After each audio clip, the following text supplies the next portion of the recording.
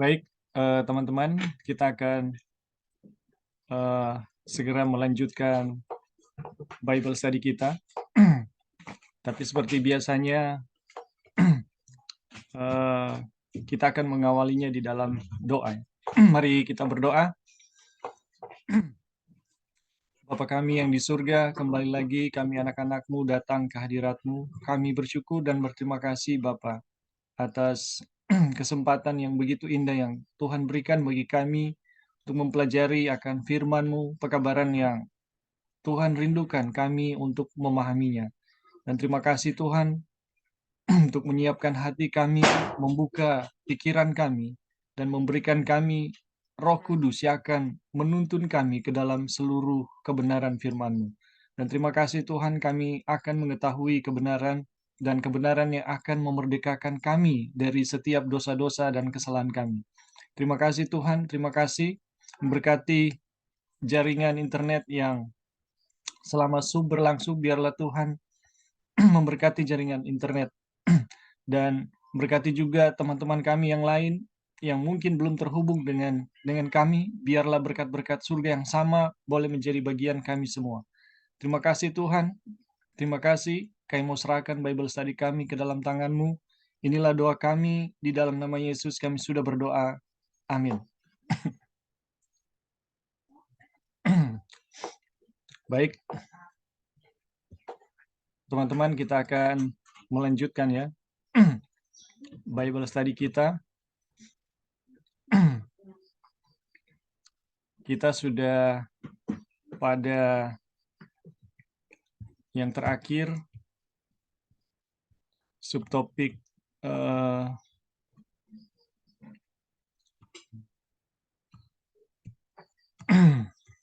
ini panjang sekali.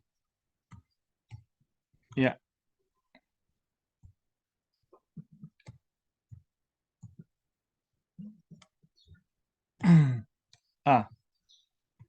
Yang terakhir kita sudah masuk diasingkan untuk memberitakan Injil ya. Dan sekarang kita akan masuk pada subtopik baru, yaitu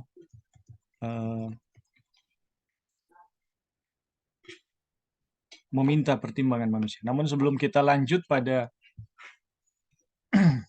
subtopik baru, kita akan mereview sedikit ya, apa yang kita pelajari kemarin. Jadi kemarin kita telah mempelajari ya bahwa setiap manusia ya telah dipilih dan dipanggil oleh Tuhan untuk satu pekerjaan ya yang khusus yang akan dilakukan oleh setiap manusia kepada Tuhan ya. Jadi Tuhan memanggil kita ya, Tuhan memanggil kita atau menetapkan kita sebagai hamba-hambanya itu bukan pada saat kita telah memenuhi syarat ya, memenuhi syarat tertentu untuk menjadi hamba Tuhan. Ada banyak orang berpikir bahwa untuk menjadi hamba Tuhan, dia harus memenuhi salah satu atau beberapa kriteria kesalehan ya untuk menjadi hamba Tuhan. Tetapi dalam pelajaran yang kita pelajari kemarin, ketetapan Tuhan, pilihan Tuhan itu telah dibuat jauh sebelum manusia itu melakukan ya pekerjaan itu. Itu telah kita pelajari ya dari kisah Paulus ya. Paulus itu telah dipanggil dan dikuduskan oleh Tuhan untuk satu pekerjaan. Itu justru di saat Paulus sedang giat-giatnya ya, menganiaya jemaat, menganiaya gereja, menyiksa bahkan membunuh ya. Dan luar biasa ya, Paulus sedang melakukan hal tersebut, tapi justru disitulah panggilan itu dia dapatkan. Dia sadari dan akhirnya dia dengan segera ya merubah kehidupannya. Begitu juga kita pelajari Simpson, ada Yohanes Pembaptis, kemudian ada Kores, ada ya itu adalah orang-orang yang panggilan mereka atau pekerjaan mereka telah ditetapkan jauh ya sejak mereka masih kandungan, bahkan ratusan tahun sebelum mereka lahir. Ini ini adalah satu hal yang berbeda ya dari kebiasaan-kebiasaan manusia memilih siapa yang harus bekerja untuk apa ya, kepada siapa dan untuk apa. Jadi pola Tuhan menetapkan manusia di dalam pelayanannya itu berbeda sekali, jauh berbeda dengan pola manusia ya atau pola dunia. Bagaimana dunia harus bekerja, ya siapa yang layak bekerja, siapa yang pantas untuk bekerja, itu sangat berbeda. Tuhan telah memilih manusia itu jauh sebelum manusia itu melakukan pekerjaannya. Jadi di dalam pelayanan tidak ada sesuatu spesifikasi kelayakan ya, kelayakan yang harus dipenuhi supaya oh ini manusia itu bisa melayani Tuhan. Tetapi pelayanan ya itu telah ditetapkan.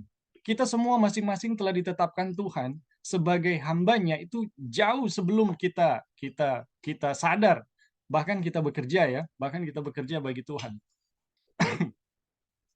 Dan masing-masing kita telah ditetapkan dengan satu pekerjaan khusus yang unik yang akan kita lakukan. Jadi setiap orang tidak bisa dibandingkan dengan orang yang lain, ya. Setiap orang itu punya kualitas yang unik yang kalau itu dilakukan dengan baik, ya, itu akan menjadikan hidup menjadi sangat berarti, ya. Itu pun akan membuat kita semakin sungguh-sungguh mengetahui kehendak Tuhan. Dan kemudian itu pun akan membuat kita semakin berserah bagi pelayanan Tuhan. Orang-orang yang sadar bahwa kita dipanggil secara khusus oleh Tuhan, ya, ini akan menghasilkan hal-hal yang demikian. Bahkan yang kita pelajari ya, yang kita pelajari kemarin adalah kita akan semakin memikirkan orang lain daripada diri sendiri. Jadi keberadaan kita di dunia ini telah ditetapkan Tuhan untuk menjadi berkat untuk orang lain, siapapun dia, ya, bagaimanapun keadaannya, Tuhan telah menetapkan itu jauh sebelum orang-orang itu melakukan yang baik di hadapan Tuhan. Di dalam pikiran Tuhan, Tuhan telah berencana hal-hal yang baik dan bahkan besar. Kalau kita melihat contoh ya seperti Daniel, Paulus, kemudian Yusuf, ini adalah contoh-contoh yang sangat mengagumkan di dalam Alkitab. Tetapi pelajaran-pelajaran ini, ya, pelajaran-pelajaran ini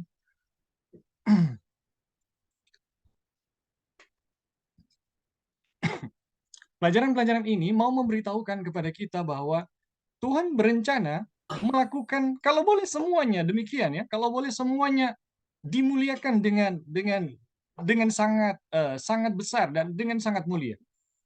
Jadi buat Tuhan, rancangan Tuhan buat kita masing-masing ya, itu ada dan kita masing-masing harus menemukan eh, apa yang dirancangkan Tuhan kepada kita masing-masing. Dan ini kalau kita menyadari hal ini, tidak ada yang akan merasa diri kecil atau merasa diri lebih besar dari orang lain. Tidak ada ya. Kita tidak akan menjadi sombong karena kita telah melakukan hal-hal besar di hadapan Tuhan. Dan kalau kita melihat orang lain yang tidak melakukan, kita merasa mereka masih payah. Tidak demikian ya. Kenapa? Karena panggilan di dalam pekerjaan Tuhan itu unik. Masing-masing punya tugasnya masing-masing. Jadi dengan menyadari hal ini, kita tidak akan merasa rendah diri atau lupa diri ya. Tidak. Dengan menyadari hal ini, kita akan selalu berpikir bagaimana menjalankan yang terbaik untuk Tuhan, untuk orang lain, sehingga kemuliaan Tuhan itu semakin besar dan semakin besar. Jadi, luar biasa ya pelajaran mengenai ketetapan, bagaimana Tuhan telah memilih kita dan menetapkan kita di dalam pekerjaannya sejak sejak semula ya, sejak masih kandungan, sejak sebelum kita menyadari tentang panggilan tersebut. Jadi kira-kira itu ya yang kita telah pelajari pada Sabat kemarin, dan sekarang kita akan lanjut ya. Kita akan lanjut meminta pertimbangan manusia. Kita masuk pada subtopik meminta pertimbangan manusia. Jadi hari ini 11 Desember 2022 kita masuk dalam judul subtopik meminta pertimbangan manusia. Sesaat pun aku tidak meminta pertimbangan kepada manusia. Pernyataan ini dibuat dengan maksud menunjukkan bahwa rasul itu tidak menerima Injil dari manusia siapapun. Jadi Rasul Paulus ya, di dalam pemberitaan Injil kita tahu bersama Rasul Paulus ini adalah rasul yang paling on fire ya, bahasanya ya, yang paling berani, paling menantang maut ya. Dan kenapa Rasul Paulus bisa mengalami hal demikian ya? Karena dia memiliki satu Rasul Paulus katakan itu kekayaan yang melimpah-limpah. Dia memiliki satu kekayaan, dia memiliki satu wasiat yang sangat berharga untuk dibagikan kepada bangsa-bangsa kafir atau kepada siapapun, ya. Dan Rasul Paulus dengan penuh keyakinan bisa memberitakan itu kepada orang Yahudi atau kepada siapapun, itu bukan karena dia mendapatkan dari guru-guru besar ya di Yahudi atau kepada rasul-rasul. Tidak demikian ya. Rasul Paulus dengan penuh keyakinan memberitakan Injil yang dia sampaikan itu karena dia mendapatkan langsung dari Tuhan ya. Ia melihat Kristus dan menerimanya. Kemudian ia pergi ke Arabia, lalu kembali ke Damaskus, ya. Dan baru setelah genap 3 tahun sejak pertobatannya, ia pergi ke Yerusalem, di mana ia tinggal hanya 15 hari dan hanya bertemu 2 rasul. Lagi pula, umat percaya takut kepadanya, dan pada mulanya tidak percaya bahwa ia sudah menjadi seorang murid. Jadi, luar biasa ini ya. Jadi nyatalah bahwa ia tidak menerima Injil dari manusia manapun. Jadi ini Rasul Paulus perubahannya begitu drastis, bahkan orang-orang yang yang Kristen ya, tidak yakin kalau dia ini telah menjadi orang Kristen. Namun dari pengalaman ini, bagaimana dia pergi ke Yerusalem ya, dia bertemu dengan orang-orang di sana, ini menunjukkan bahwa dia tidak menerima Injil itu dari manusia manapun ya. Nah, sekarang dari pelajaran tersebut apa yang bisa dipelajari ya? Dari cerita tersebut apa yang kita bisa pelajari mengenai tidak meminta pertimbangan manusia ya? Banyak yang dapat dijadikan pelajaran dari Paulus yang tidak meminta pertimbangan manusia, ya. Tidak perlu melakukan hal ini, ia tidak perlu melakukan hal ini sebab yang telah ia terima adalah sabda dari Tuhan, ya. Jadi Paulus tidak perlu meminta pertimbangan manusia. Kenapa? Karena yang dia terima itu sabda langsung dari Tuhan. Tetapi apa yang dialami Paulus bukanlah sesuatu yang pada umumnya terjadi. Jadi Paulus ini contoh khusus. Tetapi itu menjadi contoh supaya ada pelajaran ya, ada pelajaran yang harus kita pelajari. Dan sebagai penjelasannya, ya, orang membaca sesuatu di dalam Alkitab lalu meminta pendapat orang lain sebelum ia berani mempercayainya. Ini kebiasaan umum ya. Ada banyak orang belajar di dalam Alkitab ya, dan sebelum dia mempercayai apa yang dia pelajari, dia meminta dulu pendapat dari orang lain. Apabila tidak ada seorang pun di antara sahabat-sahabatnya yang mempercayainya, ia pun tidak berani menerimanya. Bila pendetanya atau salah satu komentar atau komentator tidak sependapat dengannya, lenyaplah apa yang telah dibacanya itu sehingga pendapat manusia telah menang atas kuasa kerja roh dan firman. Jadi pelajaran yang bisa kita dapatkan ya, yang kita bisa ambil dari tidak meminta pertimbangan manusia adalah ada banyak orang yang ketika mempelajari firman Tuhan atau ketika mendengarkan firman Tuhan, sebelum mereka betul-betul percaya, mereka meminta dulu pendapat, gimana pendapatmu? Benar nggak demikian? Atau mereka menunggu bagaimana pendeta A atau pendeta B atau komentator A, komentator B memberi tanggapan terhadap apa yang mereka pelajari. Kalau mereka tidak setuju, maka lenyaplah apa yang telah dibaca itu. Dan apa yang terjadi kalau keyakinan itu seperti itu ya? Kalau keyakinan itu seperti itu, yang terjadi adalah pendapat manusia telah menang atas kerja kuasa roh dan firman Tuhan. Jadi luar biasa, saudara-saudara. Ketika kita menjadikan manusia sebagai pertimbangan kebenaran, maka yang terjadi adalah roh Tuhan akan selalu gagal di dalam kehidupan kita. Roh Tuhan yang mau membawa pertobatan, membawa pekerjaan-pekerjaan yang lebih besar di dalam diri kita, karena kita terlalu bergantung kepada pendapat manusia, maka roh Tuhan gagal. Firman Tuhan gagal di dalam diri kita. Kenapa? Bukan karena firman Tuhan itu tidak berkuasa, tetapi kita terlalu percaya kepada orang lain. Dan ini adalah pelajaran yang pertama ya. Selanjutnya adalah, atau ada kemungkinan perintah itu sudah begitu jelas ya, sehingga tidak ada alasan yang wajar untuk menanyakan kepada seseorang apa artinya. Jadi sering ya, firman Tuhan itu dalam bentuk perintah sudah sangat jelas, sehingga tidak ada alasan yang wajar untuk menanyakan kepada seseorang.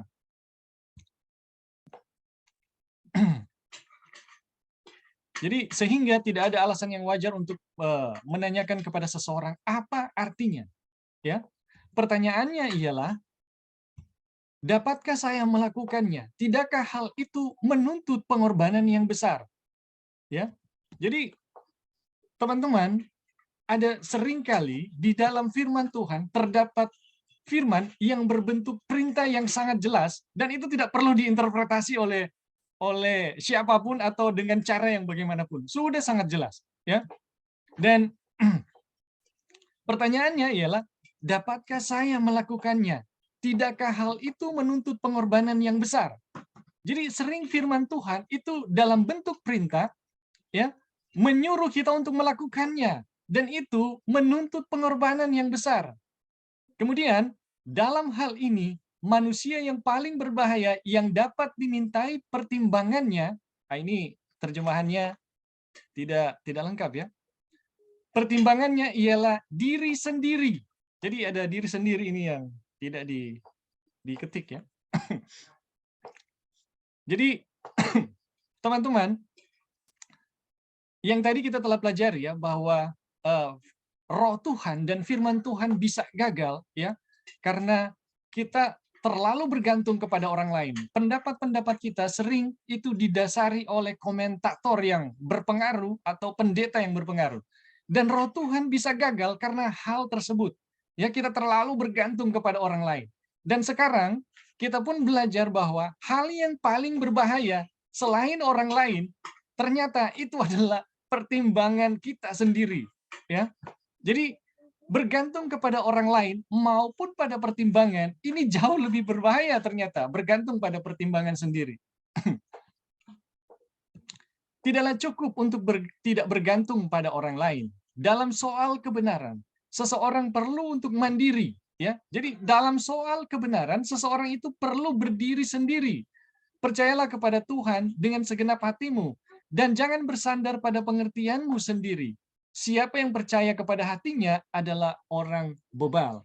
Jadi teman-teman, kita diarahkan ya, bukan bergantung kepada orang lain maupun kepada diri sendiri, tetapi bergantung sepenuhnya kepada Tuhan. Ya, karena dengan demikian ya, itu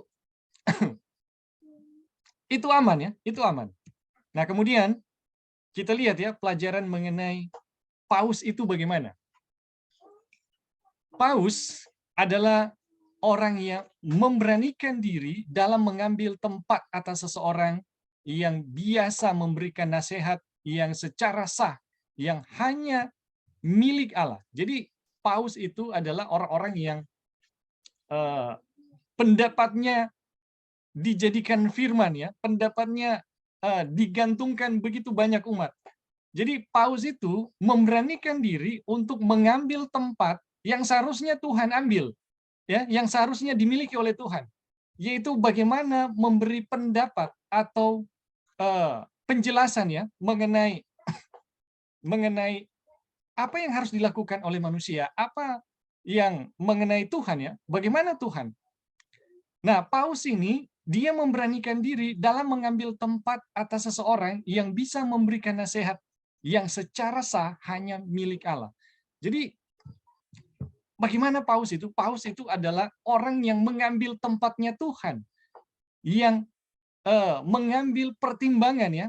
Jadi memberikan nasihat, mengambil pertimbangan manusia.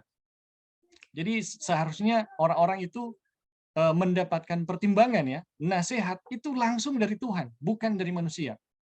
Orang yang menjadikan dirinya paus dengan mengikuti nasihatnya sendiri sama buruknya dengan orang yang mendikte orang lain, dan lebih mungkin disesatkan daripada orang yang mengikuti beberapa paus selain dirinya sendiri.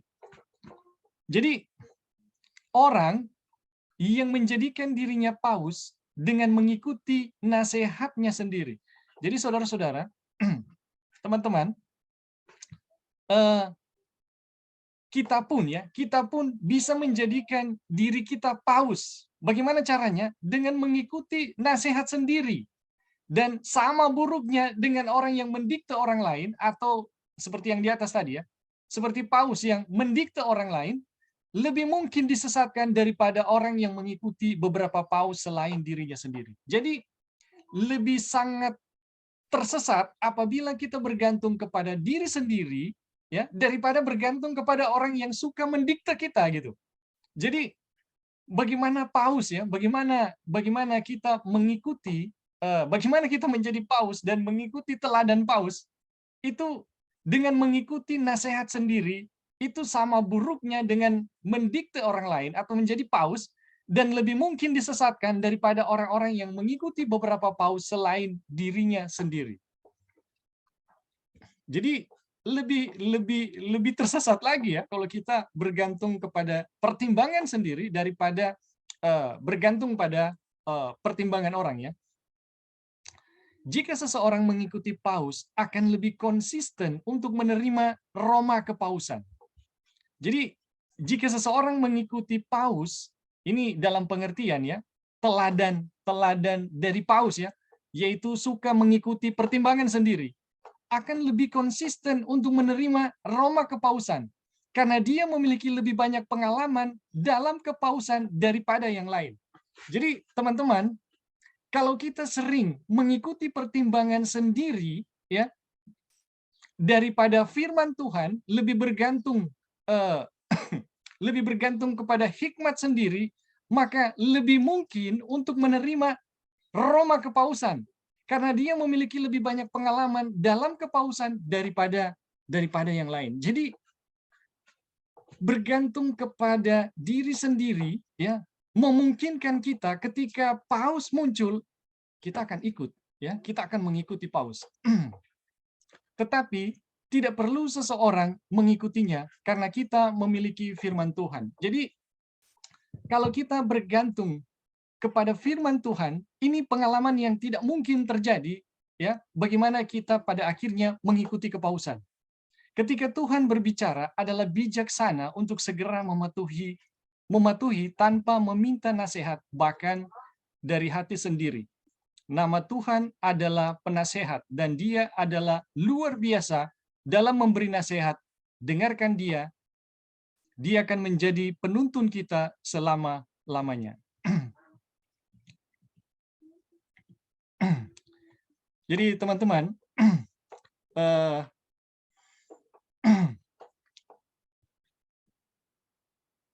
ini luar biasa ya, ini luar biasa. Kita tahu bersama bahwa di depan kita nanti, ya, kita tahu bersama di depan kita nanti akan muncul yang namanya kepausan. Dan di dalam pelajaran ini kita dikasih nasihat, ya, kita dikasih peringatan. Siapa yang nanti akan menerima paus lebih mudah, ya, menerima kepausan itu lebih mudah. Dan di sini kita belajar ada dua orang, ya, ada dua pengalaman, ya, ada dua bentuk ketergantungan, ya. Yang pertama ketergantungan kepada orang lain, dan yang kedua ketergantungan kepada pertimbangan sendiri. Dan yang ketiga yaitu bergantung sepenuhnya kepada firman Tuhan. Dan di sini kita diberi peringatan bahwa siapa yang paling mungkin mengikuti Roma kepausan kalau paus itu muncul. Teman-teman, maaf. Ketika paus itu muncul, siapa yang paling mungkin menerima kepausan?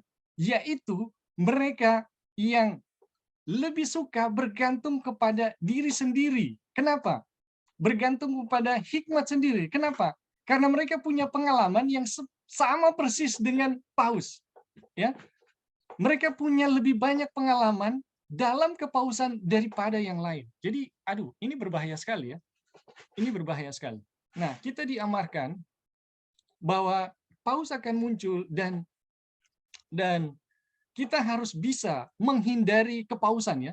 Bentuk-bentuk kepausan yang akan muncul di depan. Kita telah diamarkan oleh nubuatan-nubuatan untuk berhati-hati agar tidak menerima ya, tidak menyembah binatang dan patung tersebut dan menerima tandanya. Dan teman-teman, kita dikasih nasihat ya agar supaya bisa menghindari hal tersebut. Namun di sini kita dikasih prinsip ya, dikasih prinsip siapa yang pada akhirnya bisa menerima Roma kepausan. Jadi dengan bergantung kepada orang lain, kita mungkin akan menerima. Kalau kita membentuk mentalitas suka bergantung kepada pendapat orang lain, ya ada kemungkinan besar kita bisa menerima paus itu dengan mudah ya. Tetapi ternyata dengan bergantung kepada diri sendiri atau kepada pertimbangan sendiri itu lebih memungkinkan kita menerima Roma kepausan daripada bergantung kepada orang lain. Namun pengalaman ini tidak akan terjadi ya. Dengan kata lain, kepausan hanya bisa dihindari ketika kita menjadikan firman Tuhan sebagai kekuatan kita sepenuhnya. Mereka yang bergantung penuh kepada Tuhan dan firman-Nya yang mungkin ya, yang pasti diluputkan dari ketika paus itu muncul. Ketika paus itu muncul di depan kita. Jadi teman-teman ya, bagaimana sikap mental kita, bagaimana bentuk ketergantungan kita akan menentukan kita menerima kepausan atau menolaknya. Dan kita diberi kepastian hanya kita yang bergantung penuh kepada Tuhan dan firman-Nya yang mungkin luput ya, yang bisa luput, bukan mungkin ya, yang bisa luput dari ketika paus itu muncul. Oke, sampai di sini ada teman-teman yang mau kasih tambahan atau tanggapan atau pertanyaan, dipersilakan.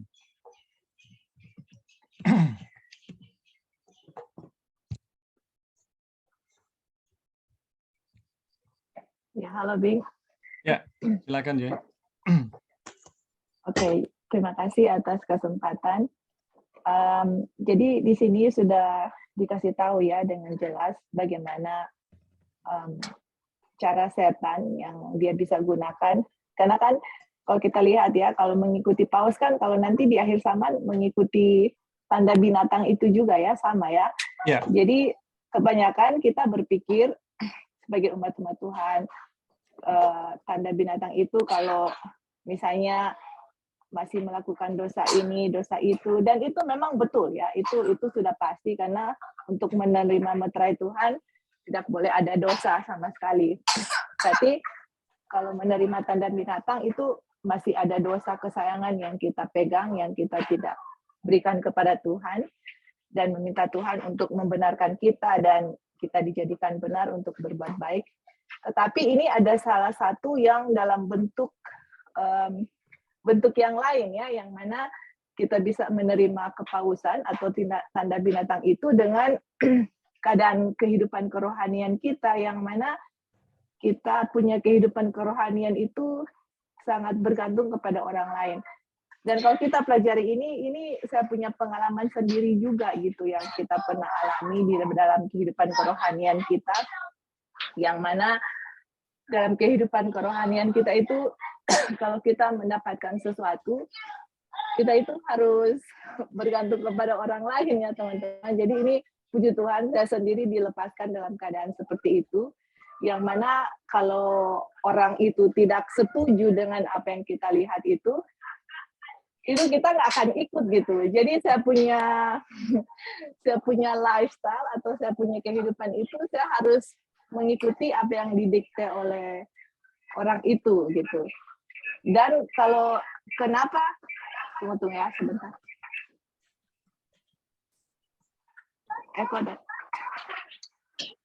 Jadi kenapa saya berada dalam situasi seperti itu? Teman-teman juga harus ingat kalau misalnya kita berada dalam satu kelompok, Bible study misalnya ya. Terus kita punya kehidupan kerohanian atau apa yang saya harus setuju dengan tidak setuju itu tergantung dari orang lain. Kenapa saya berada dalam situasi itu? Karena salah satu alasannya yang kalau kita lihat orang-orang yang memberitakan Injil palsu, kalau kita tidak setuju dengan mereka, itu kalian akan dikeluarkan gitu. Jadi di dalam pikiran kita itu ada juga sifat-sifat kepausan yang mana kalau kalian tidak bersama-sama dengan kita, kalian itu adalah musuh kita, seperti itu. Dan kita lihat dalam peristiwa Dark Ages itu apa bahasa Indonesia? Zaman kegelapan. Apalagi di zaman kegelapan, orang-orang yang melawan kepausan itu dianiaya ya. Nah, kalau orang-orang yang mengaku mempunyai Injil, teman-teman, kalian harus benar-benar lihat sifat-sifat dari independen ministry yang mengaku mempunyai Injil.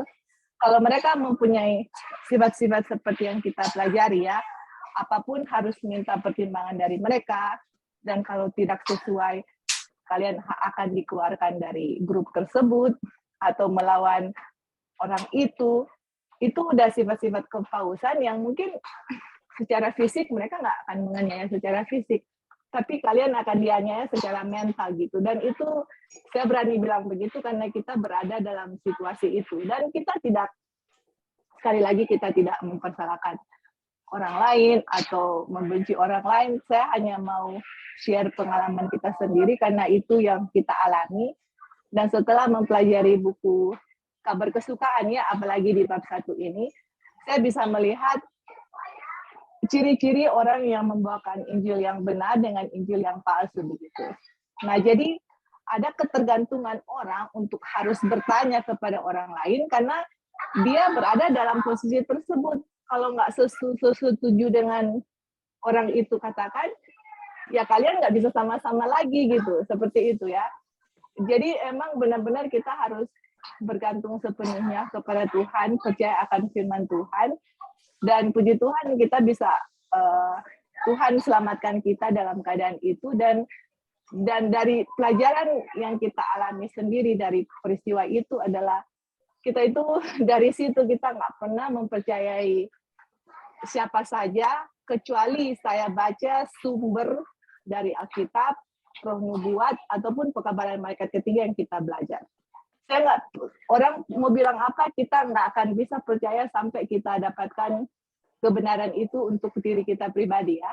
Dan kalaupun kita masih ragu dalam mempelajari, kita berdoa sama Tuhan. Dan teman-teman, pengalaman kita sendiri, Tuhan pasti akan memberikan kebenaran itu sendiri, asalpun kita benar-benar mencarinya ya, itu pasti akan dapat gitu. Dan kalian sudah tahu, saya sudah share pengalaman dari sejak kita mempelajari pekabaran malaikat ketiga, ada hal-hal yang Ebing share, kita harus struggle di dalam kita punya hati, ini benar apa enggak. Tapi kalau kita betul-betul pelajari, kita akan temukan, oh iya, ini yang Ebing bilang itu betul, ini di sini kayak seperti itu ya. Di Tuhan akan tuntun. Dan kedua juga yang sudah dibagikan ini adalah kita jangan percaya kita punya diri sendiri ya, walaupun karena kita punya hati itu penipu. Jadi yang kita percaya itu adalah kita benar-benar minta sama Tuhan untuk tunjukkan.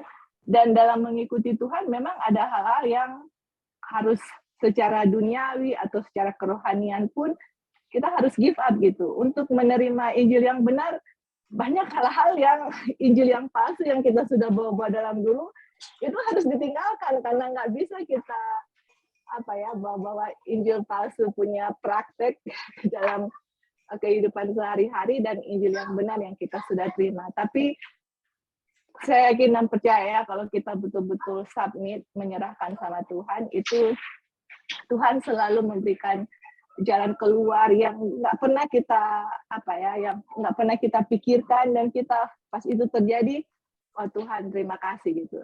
Nah, jadi ini yang kita mau tambahkan tadi, yang mana untuk menerima atau mengikuti kepausan, ini setan gunakan dalam hal-hal kerohanian. Jadi kita selidiki kita punya diri juga sendiri masing-masing.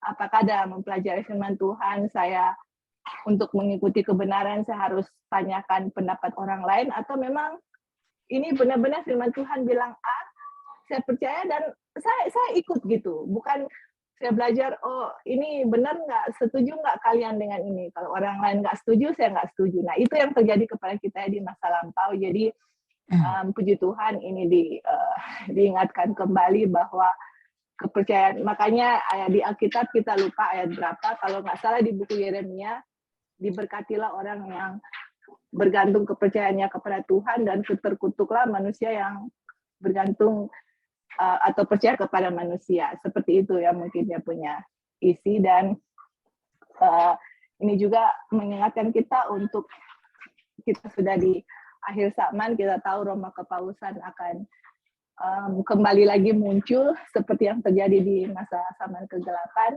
dan kita ada pegangan ya firman Tuhan, yang mana firman Tuhanlah petunjuk jalan kehidupan kita, dan firman Tuhan itulah kebenaran.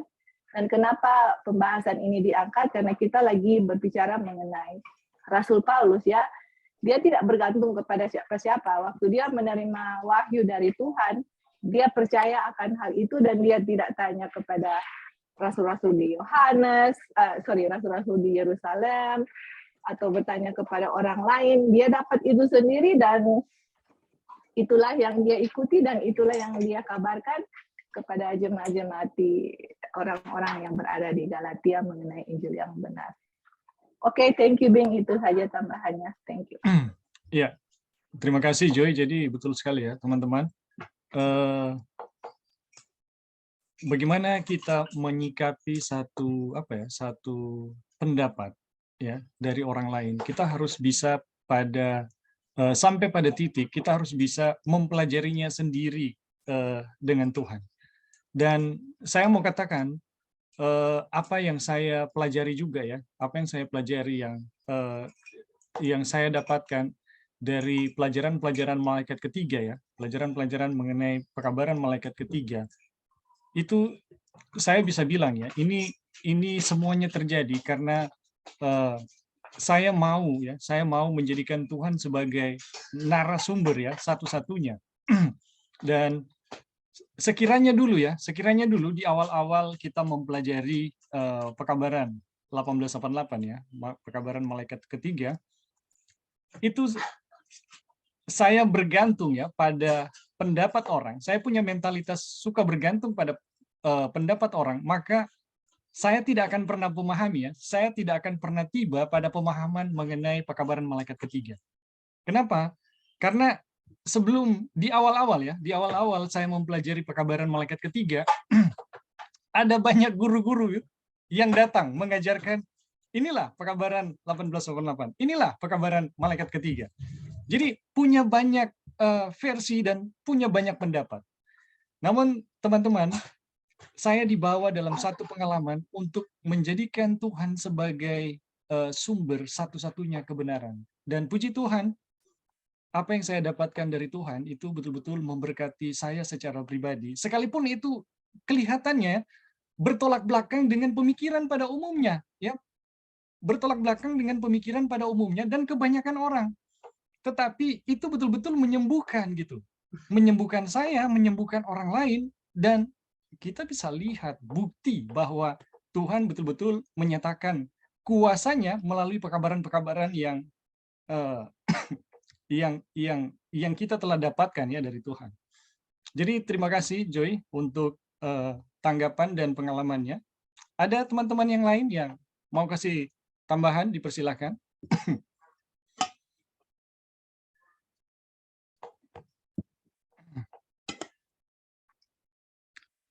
Dari Sister Telly, ada tambahan?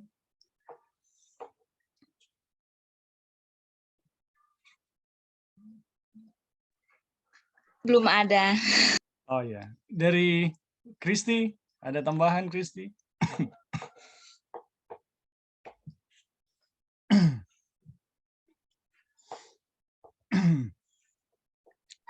Kalau Bing, Ya. bisa tambahkan sedikit Oh ya, aja. silakan, silakan. Ya, jadi selain yang sudah kita pelajari dalam kehidupan sehari-hari juga ya, kita mungkin tidak lepas dari ada orang yang datang minta pendapat ya. Misalnya, oh Kak Joy kalau ini gimana kayak gitu ya, atau Kak Ebing ini kalau begini gimana gitu. Kita bisa saja memberikan masukan pendapat sesuai dengan firman Tuhan, tetapi kita juga harus atau mungkin ada orang datang bertanya kepada teman-teman semua. Kita juga selain kita bisa kasih masukan apa yang kita tahu sesuai dengan kebenaran Tuhan, kita juga harus kasih tahu kepada orang tersebut untuk mereka tidak bergantung kepada manusia adalah ini yang saya tahu, ini kebenaran yang saya tahu yang saya bisa bagikan kepada kalian. Tetapi kembali lagi berdoa minta Tuhan untuk memberikan jawaban yang sebenarnya atau untuk memberikan solusi ya dalam kita punya masalah. Dan kembali lagi selidiki apapun yang saya bilang, selidikilah dengan firman Tuhan, bertanya langsung kepada Tuhan, jangan percaya kepada manusia. Jadi kita juga misalnya orang bertanya kepada teman-teman atau mungkin saya pribadi atau siapa saja atau Brother Ebing, kita juga tidak bisa mengajarkan atau jangan mengajarkan orang lain untuk bergantung ya kepada orang lain. Jadi mungkin dalam pengalaman kita juga saya suka share sama Ebing, suka tanya atau suka berbagi apa yang kita pelajari. Ebing suka share sama kita.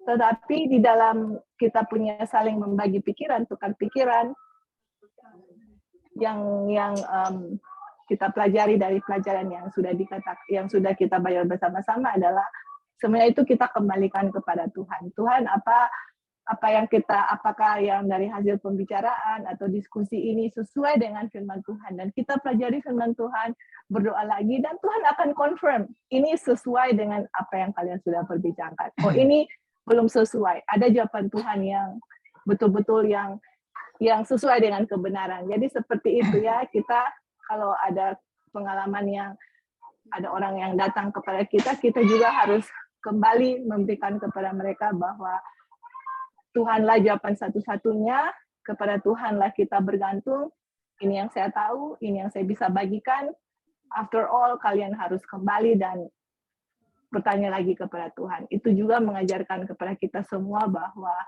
kita punya ketergantungan sepenuhnya kepada Tuhan, bukan kepada manusia, walaupun ada hal-hal yang mungkin kita bisa tanyakan, which is okay, but after all yang saya bilang itu kita semua kembalikan kepada Tuhan. Oke, thank you, Bu. Ya, terima kasih Joy untuk tambahannya. Jadi betul sekali ya teman-teman. Kita pada prinsipnya ya akan masuk di dalam satu sistem yang namanya pemuritan. Ya, siapapun dia yang dengan tekunnya mengikuti Tuhan, pada akhirnya akan ada orang-orang yang juga mengikuti Tuhan melalui dirinya. Dan setiap orang yang mendapatkan seperti amanah tersebut ya, seperti amanah dari Tuhan, harus selalu sadar bahwa mereka itu adalah saluran. Sumber utama yang dibutuhkan adalah Tuhan itu sendiri. Ya. Dan ini sangat penting ya, ini sangat penting. Siapapun dia pada akhirnya akan jadi seperti itu ya polanya. Dan apa masih ada lagi yang lain, teman-teman? Kristi tadi bagaimana?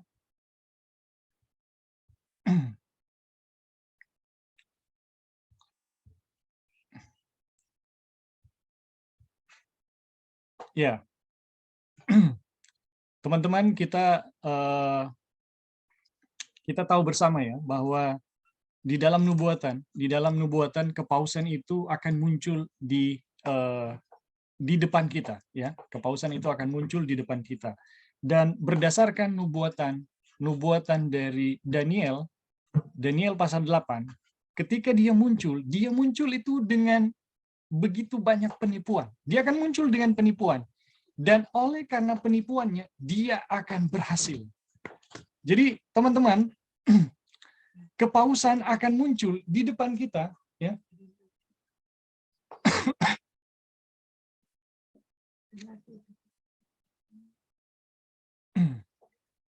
Masih mati? Siapa itu? Halo, halo, kedengaran?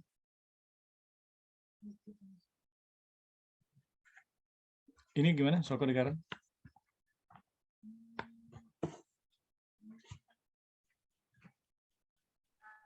Putus-putus, Bang.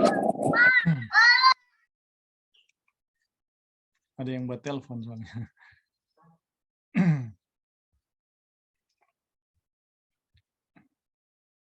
Masih? Sudah?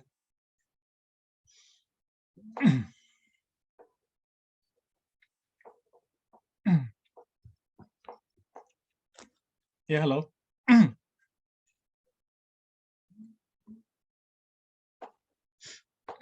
Halo, ini gimana? Sudah kedengaran? Bisa, Bang. Oke. Ya, jadi kepausan di depan kita ini akan muncul dengan penipuan ya, dengan begitu banyak penipuan dan oleh karena penipuannya ya, dia akan berhasil. Dan teman-teman, kepausan itu jangan main-main ya. Kita jangan main-main dengan kepausan seolah-olah itu barang biasa gitu. Jadi dia akan muncul dengan begitu banyak penipuan dan penipuannya ini penipuan tingkat tinggi. Kenapa? Karena dia mampu menipu begitu banyak pemimpin dunia dan begitu banyak orang di dunia ini. Dan jaminan kita untuk luput dari penipuan kepausan itu cuma satu, ya. Bagaimana kita bergantung sepenuhnya kepada Tuhan dan firman-Nya, ya, dan menghindari bagaimana membiasakan diri bergantung kepada orang lain maupun pendapat sendiri. Ya, jadi kita hanya bisa menghindari kepausan itu dengan bergantung sepenuhnya ya, bergantung sepenuhnya kepada firman Tuhan, ya, dan Tuhan sendiri. Bukan kepada pendapat orang lain atau kepada orang lain maupun pendapat kita sendiri. Jadi, teman-teman, kebiasaan menjadikan Tuhan sebagai sumber kebenaran, sumber pengharapan, dan firman-Nya, itulah satu-satunya yang bisa membuat kita luput ya, ketika kepausan muncul dengan begitu banyak penipuan ya, untuk menawan dunia ini. Jadi, sumber pengharapan kita cuma satu ya, kita membentuk kebiasaan bergantung sepenuhnya kepada Tuhan dan kepada firman-Nya. Oke teman-teman, apa masih ada yang mau kasih komentar sebelum kita lanjut?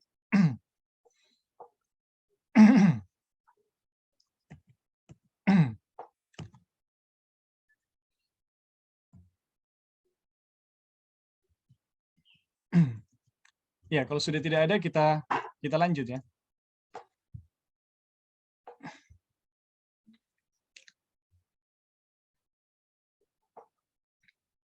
Masih gue telepon.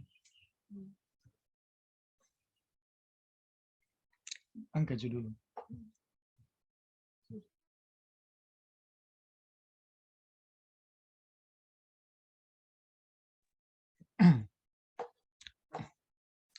Ya, halo. Ya, kita lanjut ya. Dengan segera. Perhatikan perkataan itu. Paulus tidak berhenti untuk berunding ya. Paulus tidak berhenti untuk berunding. Ia tidak menyia-nyiakan waktu ya. Ia mengira bahwa ia sedang melayani Tuhan ketika ia menganiaya gereja ya, dan pada saat ia menyadari kesalahannya ia pun segera berbalik. Jadi teman-teman, Paulus ketika sedang menganiaya, menyiksa bahkan membunuh gereja ya, orang-orang Kristen pada waktu itu, Paulus mengira ia sedang melayani Tuhan ya, dan ketika dia sadar bahwa apa yang dia lakukan itu adalah satu kesalahan, ya, Paulus segera berbalik. Jadi Paulus tidak menunggu waktu ya. Paulus tidak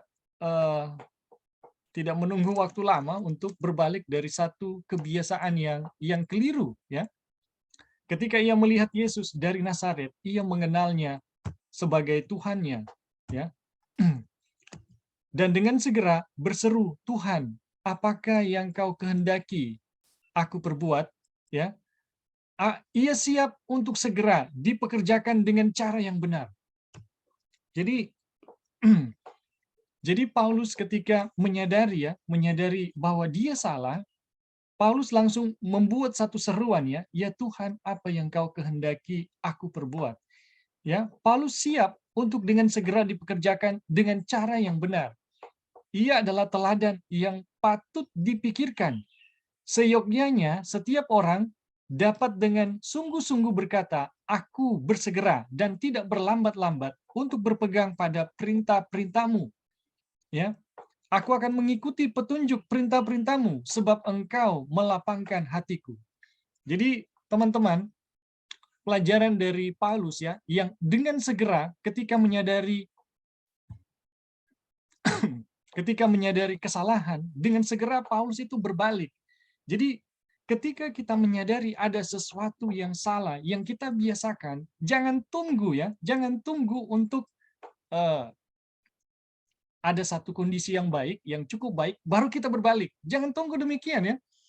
Jadi di dalam pengalaman Paulus yang dengan segera dia berbalik dari kesalahannya, ini menjadi contoh buat kita ya. Ketika kita menyadari ada sesuatu yang salah, dan ada sesuatu yang benar, kita harus dengan segera berbalik kepada yang benar ya.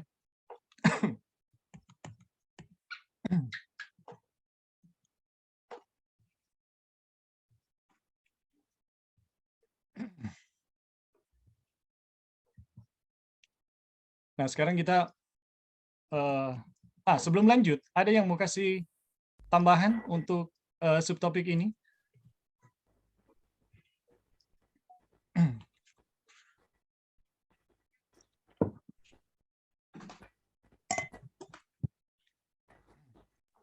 Halo, Bing.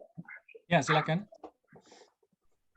Jadi sebenarnya kalau kita lihat Paulus itu dia itu bersemangat, cuman dia pikir dia sedang melayani Tuhan gitu ya. Jadi mungkin kita lihat juga ada orang-orang yang ya let's say lah mereka melakukan firman Tuhan dengan pekabaran yang palsu begitu. Tapi sometimes mereka juga berpikir bahwa mereka sedang melayani Tuhan, mereka tidak menyadari akan kesalahan mereka ya. Jadi kita juga harus berdoa kepada orang-orang tersebut karena kita nggak tahu ya, mungkin saja mereka seperti Paulus dalam pengalaman mereka. Mereka berpikir dengan giatnya bekerja untuk Tuhan, padahal sebenarnya mereka sedang melawan akan firman Tuhan. Itu pertama. Dan kedua, ya sangat betul sekali dikatakan di situ bahwa dalam orang punya kehidupan pribadi banyak hal-hal yang kita lakukan di masa lampau yang mengikuti akan Injil yang palsu ya dalam orang punya kehidupan sehari-hari. Tetapi pas Injil kebenaran Tuhan datang, memang itu harus ada sikap ya untuk merubah kita punya cara berpikir, cara bertindak dengan pekabaran yang kita sudah terima.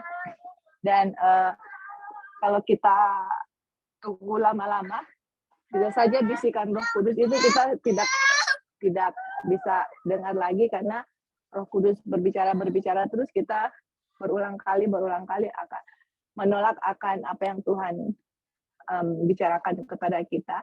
Bukannya Roh Kudus tidak mau memberikan, tapi karena kita sudah sering menolak, itu udah tidak peka lagi di dalam pikiran kita untuk mendengar akan firman Tuhan. Jadi apapun yang kita sudah terima, biarlah kita pas kita lihat bahwa ini Tuhan sudah bilang begini gitu. Ini sesuai dengan firman Tuhan.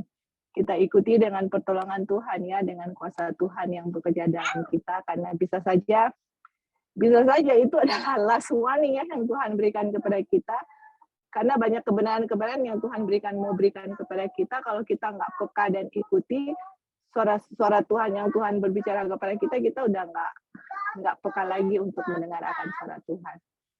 Oke, itu aja Bing, thank you. Ya, terima kasih Joy. Jadi saya teringat ya dengan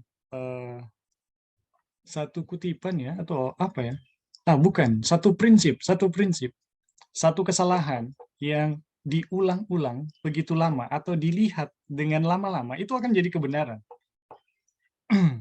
Jadi teman-teman, ketika kita tahu mana yang benar dan mana yang salah, ya, kita jangan tunda untuk segera buat perubahan, ya.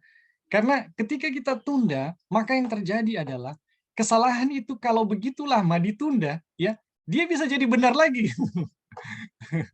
Ya, dia bisa jadi benar lagi dan kita akan ragu apakah ini suara Tuhan yang sebelumnya kita dengar dengan sangat kuat gitu. Ini kita harus sangat berhati-hati ya.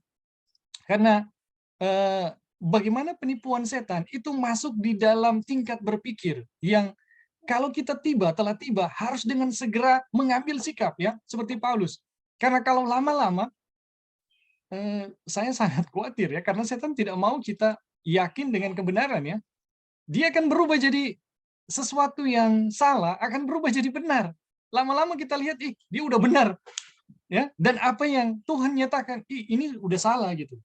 Nah, ini terus terang ya, saya pernah pada titik tersebut. Saya pernah dalam kondisi tersebut. Sesuatu yang palsu itu jadi kebenaran dan kebenaran jadi kepalsuan. Aduh, ini cilaka ya. Ini cilaka kalau kita udah masuk dalam kondisi yang seperti ini.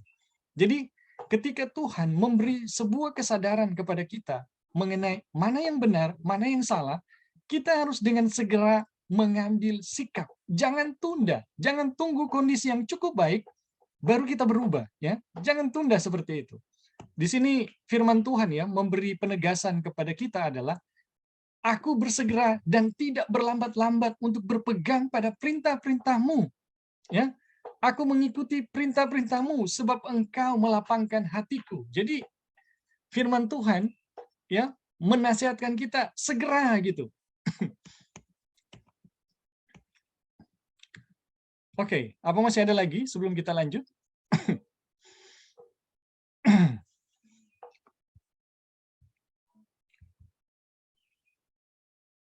Kita satu subtopik lagi ya, baru kita akan masuk kepada kesaksian ya.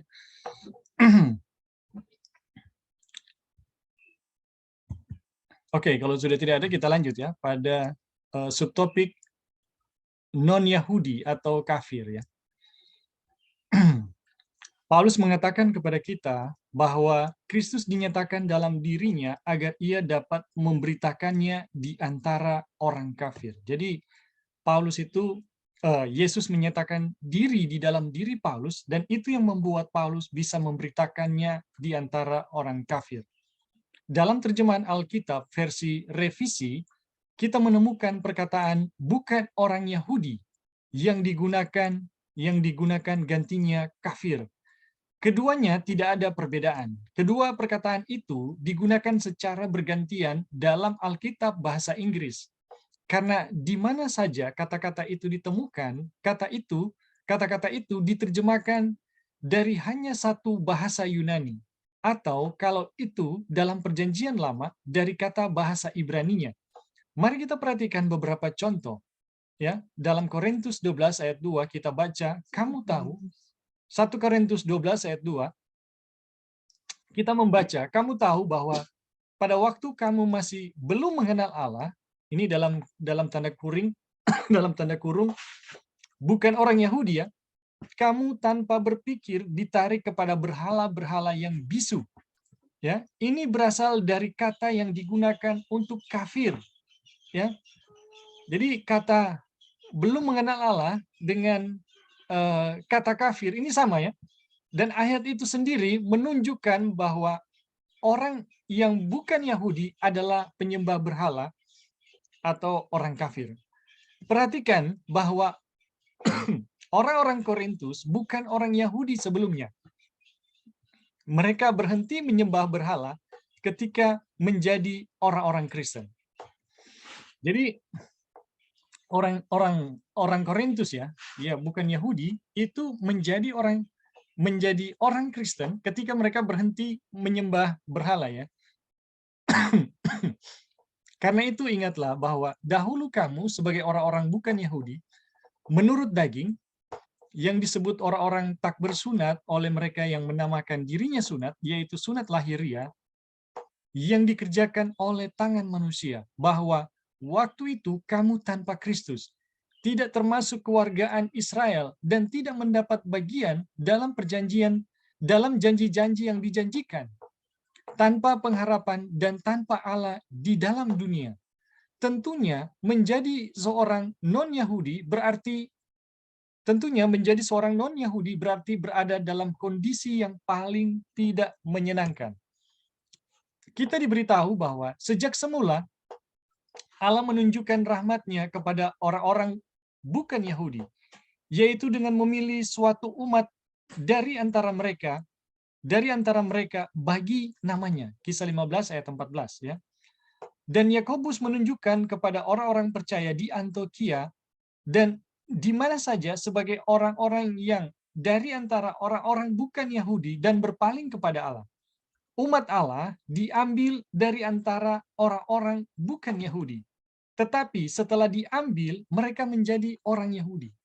Jadi, teman-teman, apa artinya menjadi umat Allah ya? Umat Allah diambil dari antara orang-orang bukan Yahudi, tetapi setelah diambil, mereka menjadi orang Yahudi. Abraham, nenek moyang Israel, diambil dari antara orang kafir, ya, sehingga seluruh Israel telah diambil di antara orang-orang bukan Yahudi. Dengan demikian, seluruh Israel akan diselamatkan apabila segenap jumlah orang-orang bukan Yahudi sudah masuk. Kita boleh membaca dengan sah mengapa rusuh bangsa-bangsa. Di dalam Mazmur 2 ayat 1-3 kita boleh membaca dengan sah mengapa rusuh bangsa-bangsa atau dalam kurung bukan Yahudi. Mengapa suku-suku bangsa mereka reka perkara yang sia-sia.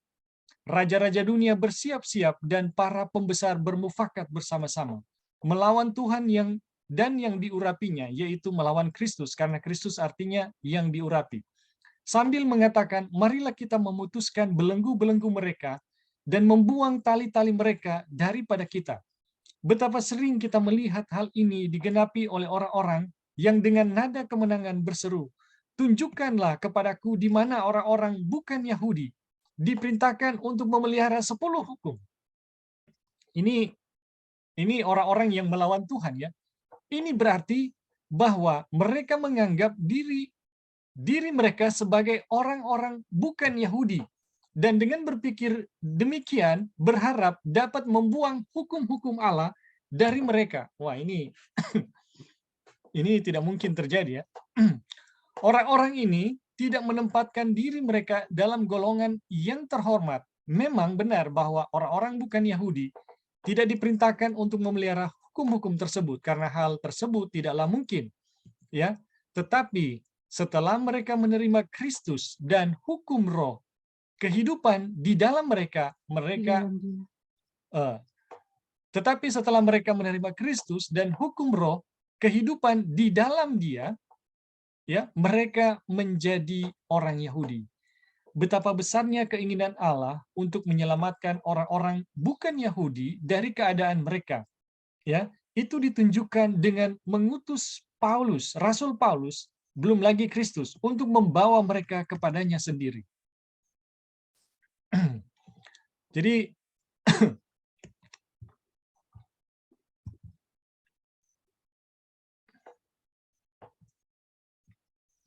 Jadi teman-teman, ya di sini kita bisa belajar ya bagaimana Allah menunjukkan rahmat-Nya ya kepada orang-orang bukan Yahudi dengan memilih satu umat dari antara mereka bagi namanya. Jadi kita jangan pernah berpikir bahwa karena kita umat ya, kita ini lebih benar dari yang bukan umat ya. Karena kita adalah umat, kita lebih layak dari antara yang bukan umat. Ya. Ini kenapa ada perbedaan umat dan bukan umat, ini bukan mau menunjukkan status ya. Status siapa lebih benar, siapa yang salah. Tetapi semua ini menunjukkan bagaimana Tuhan, kerinduan Tuhan di dalam menyelamatkan. Jadi orang Yahudi ini semuanya sebenarnya dipanggil dari bukan umat ya. Siapapun dia. Jadi ketika orang-orang yang bukan umat ya atau bangsa kafir itu menjadi percaya, menjadi orang Kristen, itu mereka menjadi umat Tuhan. Dan itu diadakan ya, kenapa umat ini diadakan? Supaya bisa memanggil juga yang lain ya. Jadi teman-teman, status umat sebenarnya adalah sebagai satu alat Tuhan mau menunjukkan ya, ini adalah satu satu satu fasilitas ya untuk menunjukkan bagaimana kerinduan Tuhan dalam menyelamatkan orang-orang yang tidak percaya. Jadi ini bukanlah mau menunjukkan satu status bahwa mereka itu lebih layak di hadapan Tuhan. Tidak, semuanya Tuhan inginkan diselamatkan. Dan ketika Tuhan memilih, itu mau menunjukkan bagaimana cara kerja Tuhan di dalam menyelamatkan setiap orang. Bukan ketika Tuhan memilih satu umat, ini yang akan dibinasakan dan ini yang akan diselamatkan. Bukan demikian ya, tujuan Tuhan. Pemikiran Tuhan adalah untuk menunjukkan kepada setiap orang bahwa Dia rindu menyelamatkan mereka semua. Tidak ada satupun ya yang di dunia ini yang tidak layak di hadapan Tuhan. Kalau dari sisi agapenya ya, dari sisi kasihnya. Jadi setiap orang berhak menerima penerimaan Tuhan. Setiap orang layak untuk mendapatkan rahmat dan kasih karunia Tuhan. Jadi adanya satu umat, tujuannya adalah untuk menunjukkan rahmat Tuhan tersebut ya. Bukan sebaliknya ya, menjadikan itu sebagai satu status untuk kebanggaan saya lebih layak di hadapan Tuhan. Wah, ini sangat-sangat terbalik ya. Oke, teman-teman, sampai di sini ada yang mau kasih tanggapan?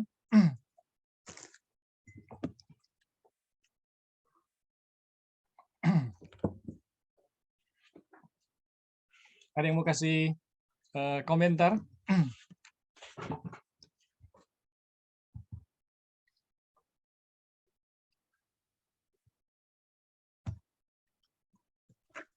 Ya, Bing.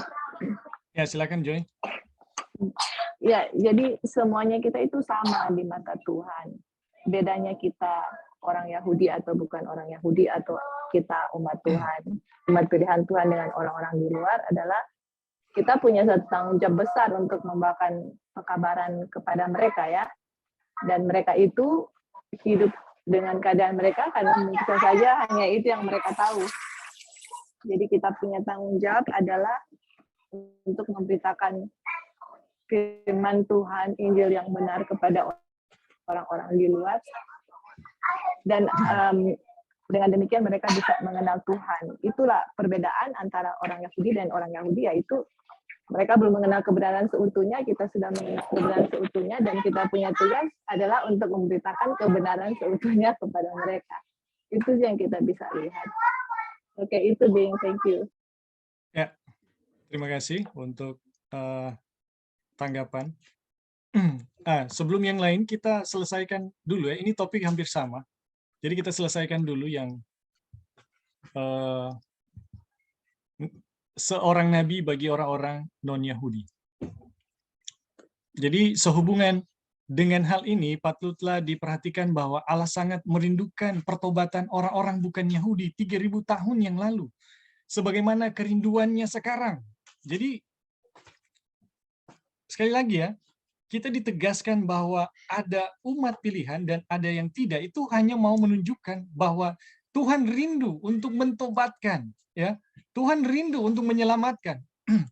Injil diberitakan kepada mereka sebelum kedatangan Kristus yang pertama kali dan juga sesudahnya.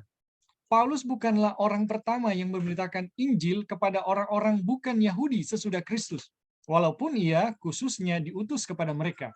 Ia dikenal sebagai rasul kepada orang-orang bukan Yahudi, namun kemana saja ia pergi, mula-mula ia memberitakan Injil kepada orang-orang Yahudi. Selama mereka mau mendengarkannya.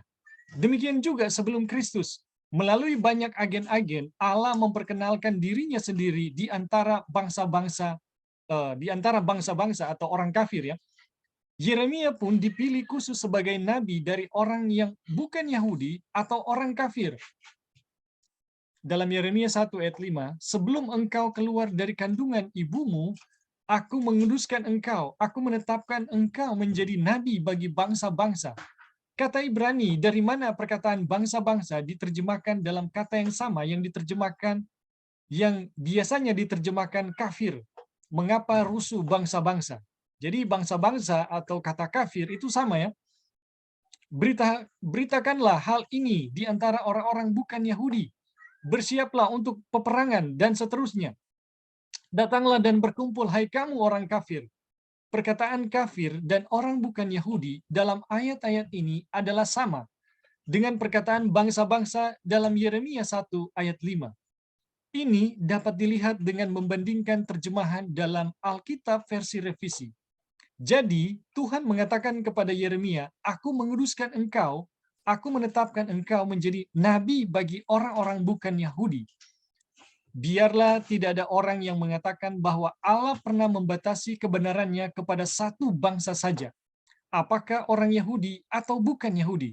Tidak ada perbedaan antara orang Yahudi dan orang Yunani, karena Allah yang satu itu adalah Tuhan dari semua orang, kaya bagi semua orang yang berseru kepadanya. Jadi, teman-teman ya, di sini kita bisa lihat ya, antara kenapa ada istilah kafir dan yang bukan kafir, antara umat dan yang bukan umat ya, antara Yahudi dan bangsa-bangsa ya, bangsa-bangsa lain. Ini semuanya mau menunjukkan bahwa Tuhan itu sangat menginginkan penyelamatan mereka. Tuhan itu mau menunjukkan rahmat-Nya kepada semua orang. Dan ini bukan mau menunjukkan bahwa ada perbedaan ya antara bagaimana Tuhan memberi kebenaran kepada umat dan yang bukan umat. Tidak, bukan itu ya. Tetapi Tuhan mau mengatakan bahwa Dia rindu untuk menyelamatkan setiap umat-Nya yang dicontohkan melalui penyelamatan umat-umat-Nya. Jadi bagaimana Tuhan telah menyelamatkan, telah membentuk bangsa Israel, itu Tuhan mau menunjukkan bahwa semua Israel itu sebenarnya kafir dan Dia telah menyelamatkan mereka semua, dan ketika Dia menyelamatkan mereka semua, mereka menjadi satu umat. Jadi terbentuknya satu umat mau menunjukkan kerinduan Tuhan ya kepada setiap orang kafir, bahwa Dia rindu untuk menyelamatkan siapapun yang namanya bukan umat atau orang kafir. Jadi teman-teman, tidak ada perbedaan bagaimana Tuhan memperlakukan umat dan yang bukan umat ya. Tidak ada perbedaan. Hati Tuhan sama kepada siapapun ya. Hati Tuhan sama, dan kebenaran itu tidak dibatasi hanya kepada umat, karena karena sikap Tuhan kepada semua orang itu sama, nggak ada bedanya ya. Oke, teman-teman, sampai di sini. Kalau masih ada tanggapan, dipersilakan, atau tambahan. Bible study kita stop sampai di sini dulu ya.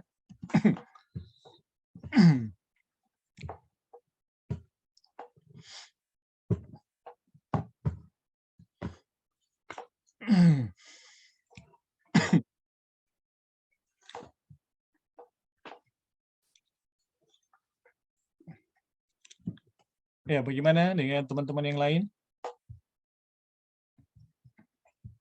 Di sini ada Kristi, Lauri, dengan Dino.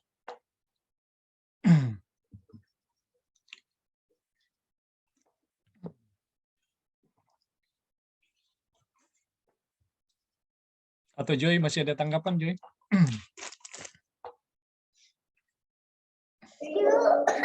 Udah Bing, itu mungkin tadi yang kita kasih tambahan sama dengan yang komentar di sini ya, bahwa tidak ada perbedaan sama orang Yahudi karena Allah adalah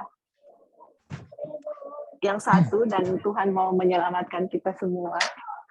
Kita punya tugas aja berbeda dengan mereka. Mereka masih belum mengetahui Injil yang benar untuk keselamatan. Umat Tuhan mengetahui, dan tugas kita adalah untuk memberitahukan kepada mereka. Oke, itu aja, Bing. Thank you. Ya, terima kasih. Jadi teman-teman ya, ini status umat pilihan ya, jangan sampai memberi kita rasa aman yang palsu atau merasa diri lebih benar dari orang lain ya. status umat pilihan ini adalah satu bentuk ya, ungkapan Tuhan bagaimana Tuhan rindu menyelamatkan setiap orang, siapapun dia. Jadi umat pilihan itu terjadi karena Tuhan telah menyelamatkan ya orang-orang yang tidak percaya menjadi percaya, orang-orang kafir menjadi umat pilihan ya. Jadi umat pilihan ini terbentuk adalah ungkapan Tuhan terhadap tindakannya ya, yang mau menyatakan diri kepada orang-orang kafir bahwa dia rindu menyelamatkan mereka semua. Siapapun dia, siapapun dia. Jadi teman-teman, ini luar biasa ya, bagaimana kita diarahkan kepada satu pemikiran ya yang benar tentang status umat Tuhan ya. Oke teman-teman, sampai di sini kita akan lanjut ya kepada kesaksian. Kita akan lanjut pada kesaksian. Jadi bagaimana Sister Christy? Apa masih bisa respon ini? Masih Kak, masih.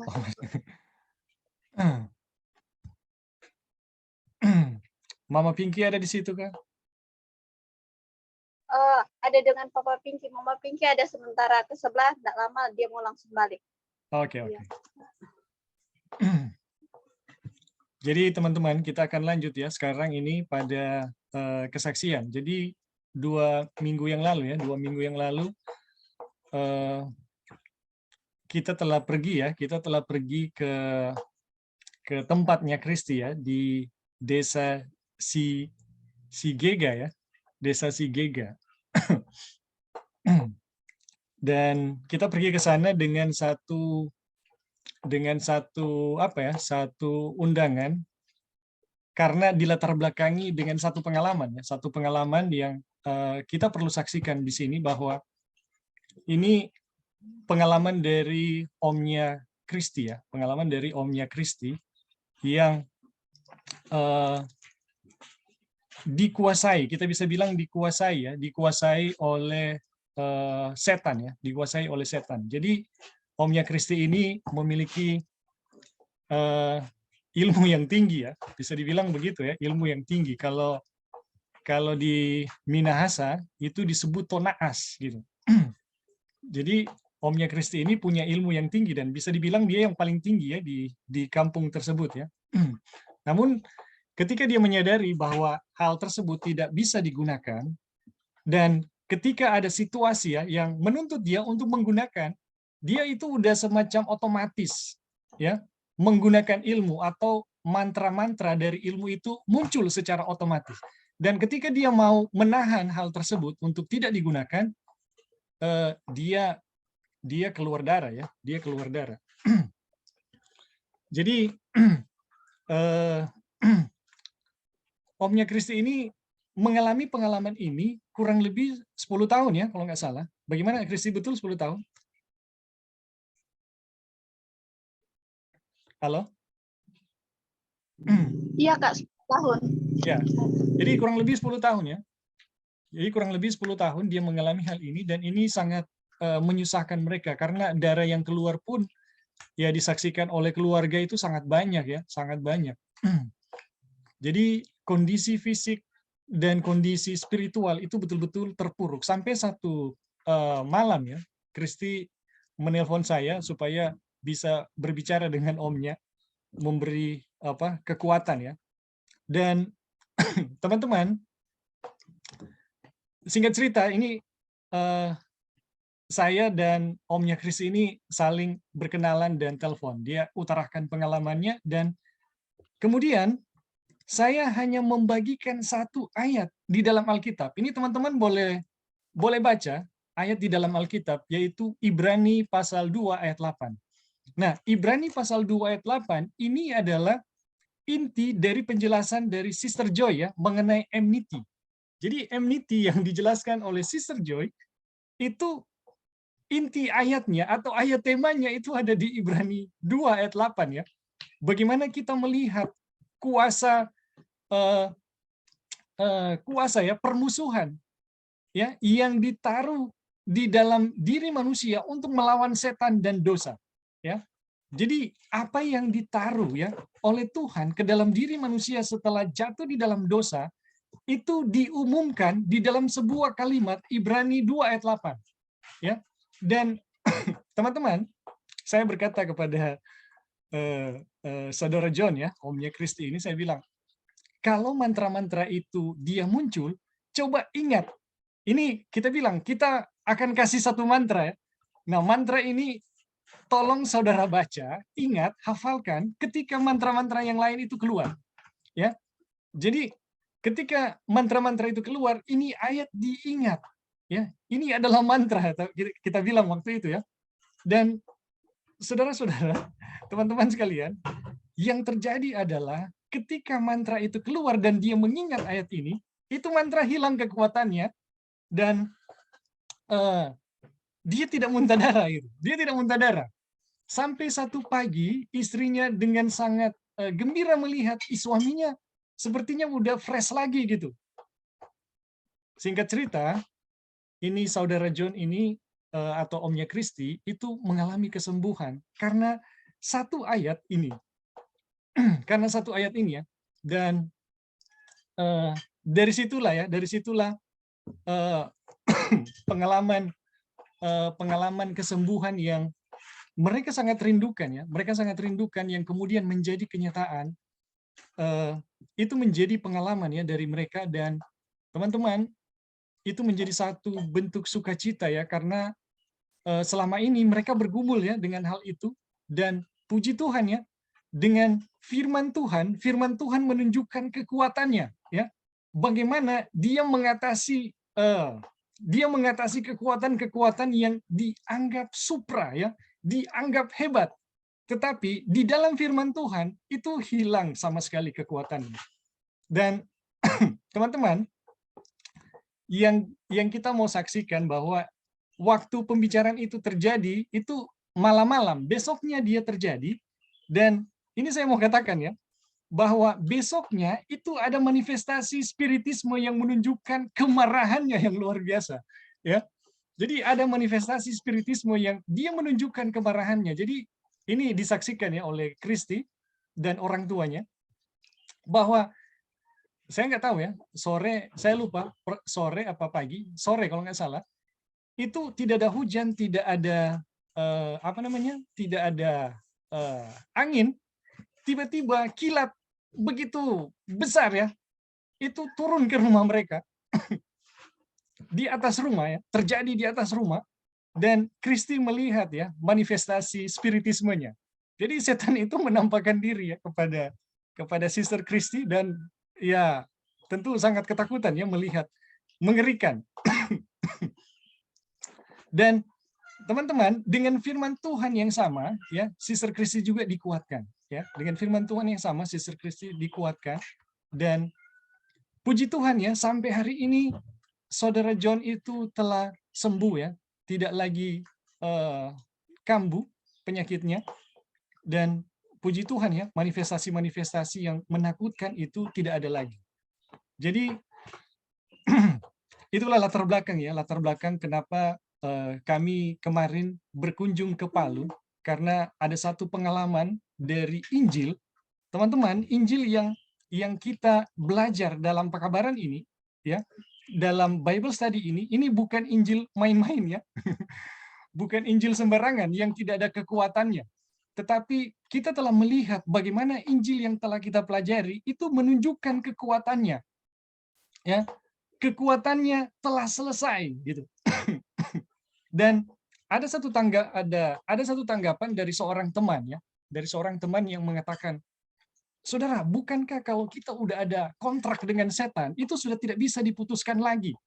Ya, ini tanggapan dari teman ya, yang dia bilang, kita kan kalau nonton film-film, dia bilang ya, kalau sudah ada kontrak dengan setan itu tidak bisa diputuskan lagi gitu.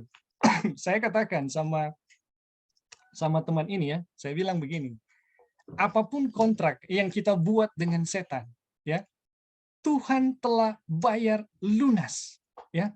Bahkan apa yang Yesus bayar kepada kita itu melebihi setiap setiap harga ya yang telah dibuat dalam ikatan dengan setan maupun dosa. Jadi apapun itu ya, berapa mahal yang setan telah berikan ya kepada manusia, dan itu membuat satu ikatan dengan setan, itu semuanya telah dibayar lunas ya. Dan apa yang Yesus bayar itu melebihi harganya ya. Kenapa? Karena harganya adalah Kristus itu sendiri. Jadi teman-teman, apa yang terjadi ya? Apa yang terjadi pada saudara John atau omnya Kristi? Ini adalah manifestasi dari pernyataan Injil bahwa Tuhan itu begitu berkuasa karena apa yang telah Dia buat di dalam penebusannya. Pernyataan bahwa Ibrani 2 ayat 8 ya, segala sesuatu telah engkau taklukkan di bawah kakinya, itu adalah pernyataan mengenai kemenangan Kristus yang diumumkan di salib. Jadi pada waktu Yesus disalib, ya, itu ular mematuk kakinya. Tetapi ketika Yesus mati, ya, ketika Yesus mati, Yesus menginjak kepala dari ular tersebut. Jadi teman-teman, nubuatan mengenai engkau akan mematuk tumitnya dan ia akan meremukkan kepalamu, itu terjadi waktu Yesus disalib. Jadi waktu setan membawa Yesus sampai pada kematian, itu ular mematuk kakinya, ya, mematuk kakinya. Tetapi ketika Yesus mati, Yesus meremukkan kepalanya. Jadi teman-teman, di dalam kematian Yesus, kita dipastikan menang terhadap seluruh kekuatan setan, ya. Kenapa? Karena semuanya lunas dibayar. Tidak ada satupun yang dituntut oleh setan yang tidak dibayar ya oleh Kristus. Jadi apa yang kita alami ya, apa yang kita alami dengan omnya Kristi atau saudara John ya, ini adalah satu pengalaman mengenai betapa dahsyatnya Injil yang sedang kita pelajari, saudara-saudara. Betapa dahsyatnya Injil yang kita sedang belajar ya. Ini bukan main-main ini. Bagaimana saudara John telah diperhamba dan diikat oleh setan selama 10 tahun, itu sama sekali tidak berdaya dengan apapun ya. Tetapi dengan kuasa Injil, Tuhan mau menyatakan, semuanya sudah selesai ya, semuanya udah lunas dibayar. Jadi siapapun berhak untuk merdeka di dalam penebusan yang Yesus telah buat. Jadi siapapun dia berhak untuk mengalami kebebasan ya dari apa yang telah Yesus buat di salib, dan dia telah mengumumkan semuanya sudah ditaklukkan. Jadi puji Tuhan ya teman-teman, untuk pekabaran-pekabaran yang sedang kita pelajari itu betul-betul menjadi kekuatan yang kalau kita pahami, teman-teman, siapapun dia bisa mengalami pengalaman yang sama. Ya, siapapun dia. Saya ini cuma orang biasa ya. Saya cuma orang biasa, tetapi firman Tuhan yang kita pelajari atau yang saya pelajari itu luar biasa. Bagaimana Tuhan menyatakan diri di dalam kekuasaan yang tanpa batas ya. Jadi Injil yang sedang kita pelajari ini mengumumkan satu kemenangan terhadap apapun ya. Dan apa yang dialami oleh saudara John ini adalah hanya sebuah pengalaman ya, sebuah pengalaman atau penyataan, pembuktian ya, bahwa Injil itu betul-betul berkuasa. Dan teman-teman, kepada siapapun ini bisa diperbuat. Tuhan bisa menyatakan diri di dalam diri setiap orang yang mempelajari Injil yang sama. Tuhan pun akan menyatakan kuasa yang sama di dalam diri orang-orang tersebut. Jadi puji Tuhan teman-teman, dari dari pengalaman yang kita alami dengan saudara John yang ada di desa Sigega ya, desa Sigega Palu, ini membuktikan bahwa apa yang kita pelajari itu tidak sia-sia ya. Itu apa yang kita pelajari atau apa yang sedang kita pelajari tidak sia-sia. Itu betul-betul kebenaran yang memiliki bobot kekuatan ya. Dan perlu juga diketahui ya, ketika kita pergi ke sana ya, tidak hanya apa ya, pelayanan itu tidak hanya dengan saudara John ya, tetapi dengan jemaat yang ada di sana ya, dengan jemaat yang ada di sana dan masyarakat ya ada di sana, itu juga turut mengalami hal yang berkat-berkat Tuhan ya, berkat-berkat dari firman Tuhan. Jadi teman-teman di sana kebetulan juga eh,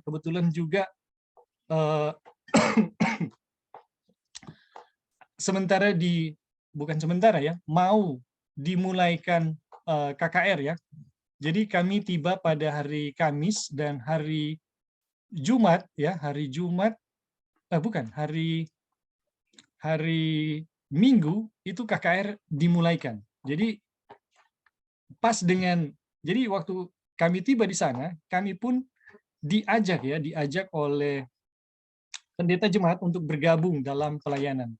Tetapi teman-teman perlu diketahui bahwa pelayanan itu telah mulai sejak kami tiba di sana. Jadi waktu tiba kita udah sharing dengan pendeta ya, 2 pendeta muda yang ada di sana. Kita udah sharing tentang firman Tuhan, tentang beberapa hal ya, tentang firman Tuhan. Sampai aduh minta maaf ini.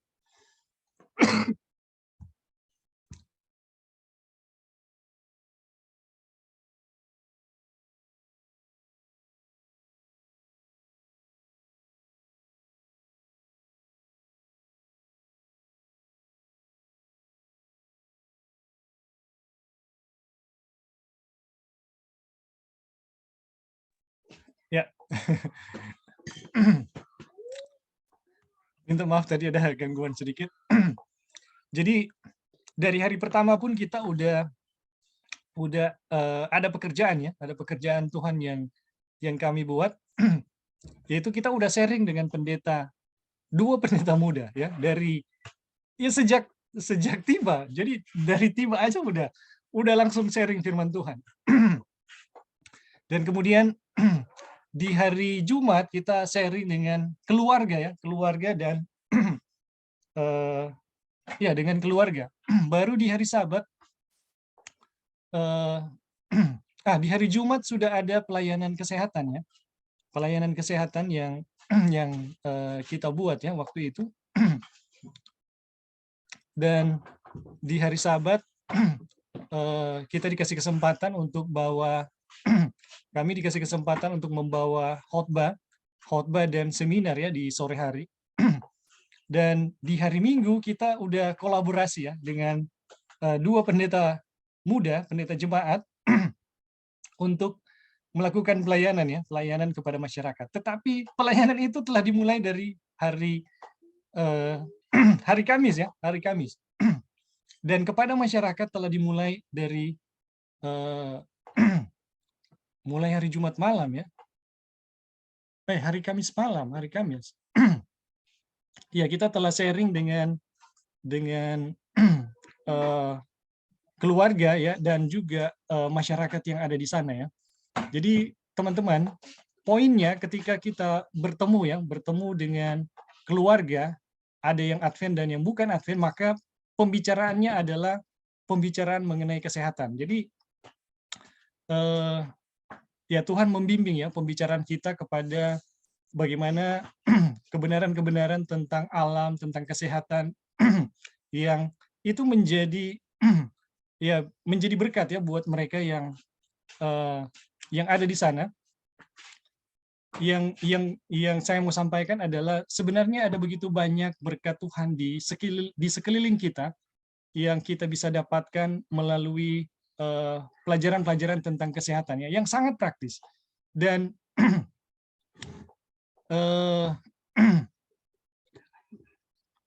ya, jadi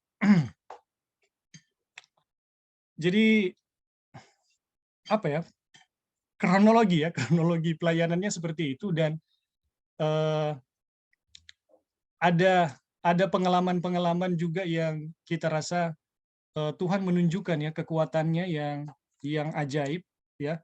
Bagaimana ada seorang ibu yang mengalami kanker yang kita bisa bilang ganas ya, kanker lidah, benjolannya udah banyak di leher, lidahnya itu bengkak, tidak bisa makan. Dan teman-teman, ini satu pengalaman yang saya mau saksikan bahwa Tuhan itu ajaib. Ini ibu ini Muslim ya, dan dia juga bisa dibilang anti Kristen ya. Tetapi ketika kita dipertemukan, ya, kita meminta dia untuk berdoa, ya. Jadi saya meminta dia untuk berdoa. Dan ya memang pertama ya, kita nggak langsung minta berdoa ya. Ada pembicaraan-pembicaraan yang pendahuluan ya, pembicaraan-pembicaraan kecil pendahuluan, kemudian ada penjelasan tentang kesehatan, kemudian dia meminta saya untuk, kalau nggak salah ya, kalau nggak salah, dia meminta memijat ya kepalanya karena nyeri sekali di kepala, karena kankernya kan di bagian mulut ya. Dan sebelum dipijat, sebelum diterapi, kita minta untuk berdoa. Dan ketika meminta berdoa, dia bersedia ya, dia bersedia untuk didoakan. Ini puji Tuhan ya, seorang yang anti Kristen ya, bisa dibilang anti Kristen, Muslim keras, dia mau mau didoakan. Dan ketika selesai berdoa, kita langsung treatment ya, pijat DP kepala. Tetapi sementara memijat kepalanya, saya bertanya sama ibu ini, "Ibu, apa ibu ada kesalahan dengan saudara atau tetangga atau siapapun gitu?" Ibu itu langsung mengangguk ya, ibu itu langsung mengangguk. Iya, kita bilang sama ibu ini, "Ibu, kalau boleh diampuni, ya, kalau boleh dimaafkan, kalau boleh ikhlaskan, ya, ikhlaskan untuk masalah-masalah dengan orang-orang tersebut ya." Karena kanker itu bekerja lewat emosi negatif. Dan ini menjadi studi kami ya, studi kami secara pribadi bahwa setiap orang yang mengalami kanker itu pasti ada emosi negatif berbentuk kebencian, dendam, sakit hati, ya. Setiap orang yang mengalami kanker itu punya emosi-emosi yang seperti itu.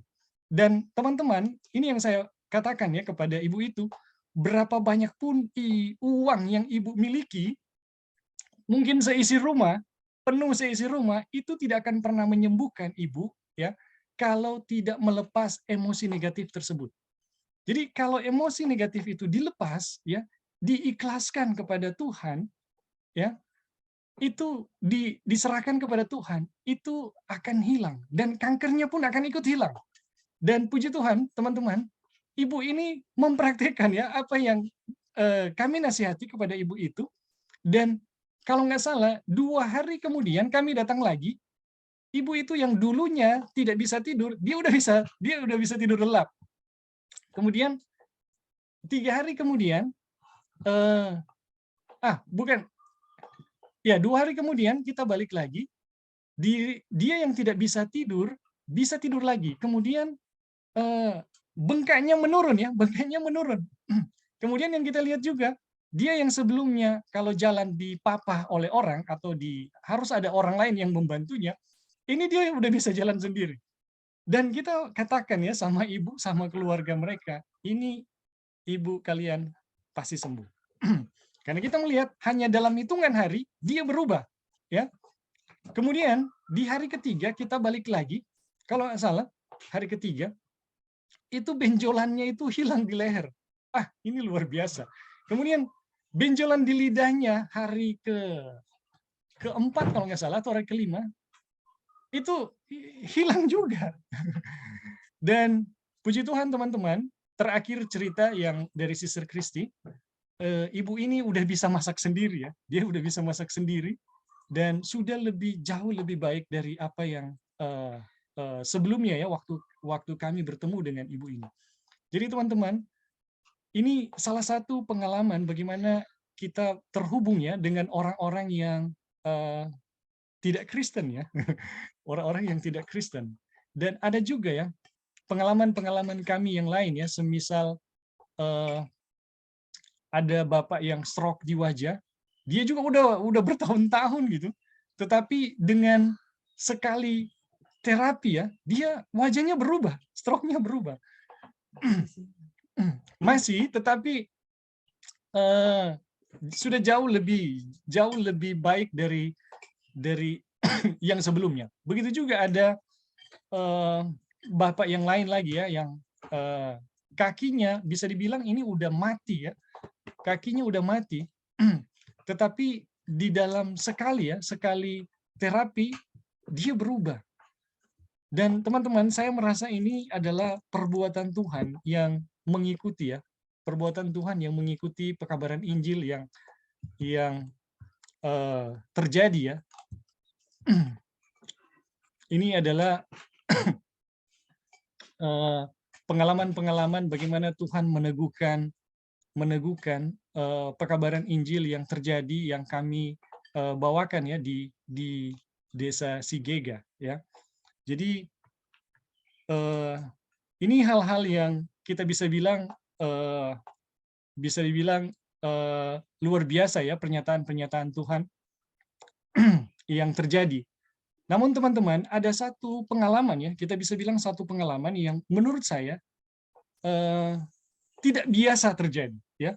Kalau bagi firman Tuhan menyembuhkan orang yang dikuasai setan, pelayanan kesehatan, itu saya rasa itu satu hal yang biasa ya. Itu satu hal yang biasa. Tetapi ada satu hal yang luar biasa yang baru kali itu terjadi. Dan apa pengalaman yang baru terjadi? Itu adalah ketika kami dikasih kesempatan, ya, saya dikasih kesempatan oleh pendeta jemaat menjadi salah satu pembicara di KKR. Nah, hal yang luar biasa bukan karena saya bicara di KKR ya. Saya juga biasa ya bicara di KKR waktu masih pemuda ya. Tetapi yang luar biasa adalah begini teman-teman. Sekitar 1 bulan yang lalu, ketika mengikuti KKR, di dalam diri saya, ketika mendengarkan khotbah-khotbah yang dibawakan, itu ada rasa sedih, rasa gemes, rasa prihatin, ya itu campur aduk di dalam diri saya. Dan di dalam diri saya, aduh Tuhan, ini pekabaran ini bagaimana bisa menjadi keselamatan gitu? Bagaimana bisa menjadi kekuatan yang menyelamatkan? Karena ketika mempelajari pekabaran malaikat ketiga di dalam terang yang sangat jelas, teman-teman, saya melihat pekabaran-pekabaran yang lain yang dibawakan. Ini sebenarnya bisa dibilang adalah Injil yang lain yang bisa menyesatkan ya.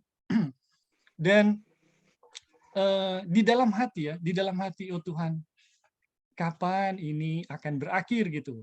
Dan aduh Tuhan, sekiranya kita dikasih kesempatan kan untuk membawakan sebuah KKR gitu, tetapi di dalam pekabaran malaikat ketiga yang sepenuhnya gitu, dan dengan kuasa yang besar.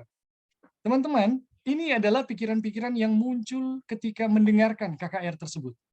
Ini tidak bermaksud ya merendahkan orang-orang yang berbicara atau mau menyatakan, oh saya ini sudah luar biasa. Bukan itu ya teman-teman. Ini adalah satu kenyataan dari saat mengikuti KKR-KKR tersebut. Dan ketika ada kerinduan untuk membawakan pekabaran malaikat ketiga dengan kuasa yang besar, tiba-tiba itu semacam menjadi kenyataan waktu kami pergi di Sigega. Jadi ada satu pengalaman yang terjadi, yaitu di mana pendeta jemaat meminta saya untuk bawa topik ya, bawa salah satu topik di malam terakhir kami berada di sana, hari Rabu malam ya, itu tentang hari Sabat. Dan teman-teman, ini saya juga sempat bilang sama Kristi, ini topik yang bisa dibilang sangat menggetarkan ya, mengenai hari Sabat. Dan saya minta sama Tuhan, Tuhan kalau boleh, berikan kuasa yang namanya hujan akhir gitu.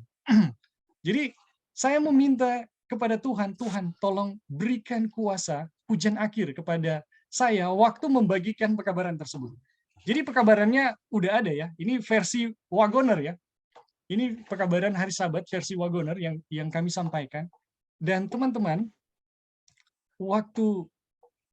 tiba waktunya untuk membagikan pekabaran atau membawakan pekabaran tersebut, ini yang saya lihat ya. Yang pertama adalah ketika saya membawakan, saya merasakan memang ada kuasa yang sangat besar. Dari mana saya pertama yang saya rasakan ya, kemudian dari mana saya lihat ada kuasa yang sangat besar. Ini orang-orang ini mulai duduk diam tak bergerak ya. Kita bilang, aduh ini Sodia ini. Kemudian ini kesaksian istri saya waktu dia bilang selama malam-malam dia mengikuti KKR dia selalu ngantuk karena memang dia sibuk ya membantu saya. Dan tiap malam dia ngantuk, tetapi waktu dia mendengar apa yang saya bawakan, dia tidak ngantuk, matanya terbuka katanya. Kemudian saya lihat juga ada ibu yang sangat kritis ya, ibu yang sangat kritis itu kalau melihat orang itu matanya jelalatan ya, dengan sangat skeptis ya.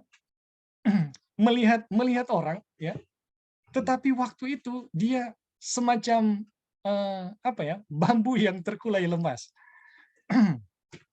Kemudian iya. Kemudian ada satu juga yang kita bisa bilang waktu pertama kali tiba di sana, saya merasa ini adalah tantangan yang terberat. Kenapa? Karena ada pendeta muda yang ini udah keracunan teologi ya, kita bisa bilang keracunan teologi dan filsafat ya. Yang menurut saya, aduh, ini seperti Paulus ya, yang berhadapan dengan aliran Stoa dan Epikuros, plus ini Farisi ya, ahli Taurat.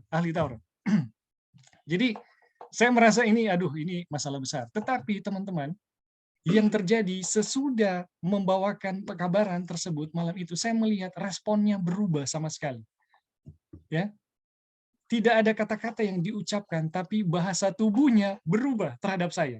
Ya, dan saya merasa ini adalah hasil dari kuasa yang menyertai waktu kami membawakannya. Waktu saya membawakan pekabaran mengenai hari Sabat. Jadi teman-teman, pekabaran malaikat ketiga itu juga mencakup pekabaran mengenai hari Sabat, dan itu dinubuatkan harus dibawakan dalam seruan nyaring. Dan waktu itu saya merindukannya seperti itu ya. Saya merindukannya seperti itu. Dan pengalaman yang terjadi di Desa Sigega, saya merasa sangat bergembira ya, sangat bersuka cita bisa merasakan pengalaman tersebut, teman-teman. Bukan karena saya bicara di KKR ya, tapi karena mengalami hal tersebut ya, saya merasakan saya dapat bocoran bagaimana seruan nyaring nanti terjadi ya. Saya semacam sudah dipercikan ya.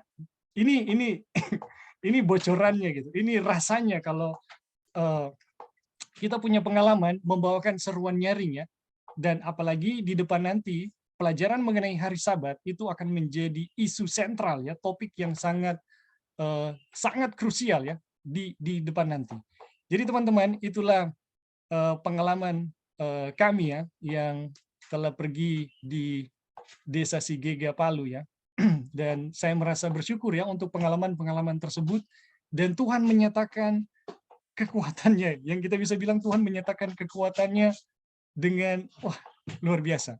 Tapi saya tidak puas dengan hal tersebut ya. Saya masih merindukan Tuhan bekerja lebih besar lagi, Tuhan bekerja lebih banyak lagi untuk penyataan kemuliaan Tuhan yang lebih besar lagi. Jadi teman-teman, kira-kira itu yang bisa menjadi kesaksian kami waktu pergi di Desa Sigega. Oke. Sampai di situ dulu ya untuk kesaksian. Ada teman-teman yang lain yang mungkin juga mau memberi kesaksian? Dari Kristi bagaimana? Atau dari Bibi ada juga mengikuti? Bibi? Ada, puji Tuhan Kak, sangat terberkati. Di sini ada Saudara John mau bicara, mau sharing sedikit kesaksian. Oke, silakan. Ini Saudara John yang omnya Kristi yang saya bicarakan tadi. Ya, silakan. Ya, oke, selamat pagi menjelang siang. Ya. Terima kasih atas kesempatan untuk berikan kesaksian. Ya, puji Tuhan kepada saudara, dan terima kasih kepada saudara Ebing yang sudah berikan kesaksian tadi. Dan sebelumnya itu saya mau ingin perkenalkan dulu saya nama. Nama Ya. saya sebenarnya John. Saya marga Dopong. Jadi saya awalnya memang sebagaimana yang sudah disampaikan Saudara Ebing, dulunya saya dari bujang masih muda. Dulu sudah belajar minum, belajar merokok. Jadi sudah jadi pemabuk. Dan saat itu saya sudah mulai belajar itu boleh dikatakan kalau macam orang sini bilang ilmu-ilmu gaib. Nah, serta itu pas saya menikah dengan mertua saya ini, Mama Pinky, pas mendapat satu anak, sudah lebih banyak lagi saya belajar tentang, bukan belajar tentang kebenaran, tapi belajar itu ilmu gaib. Artinya untuk penjagaan diri.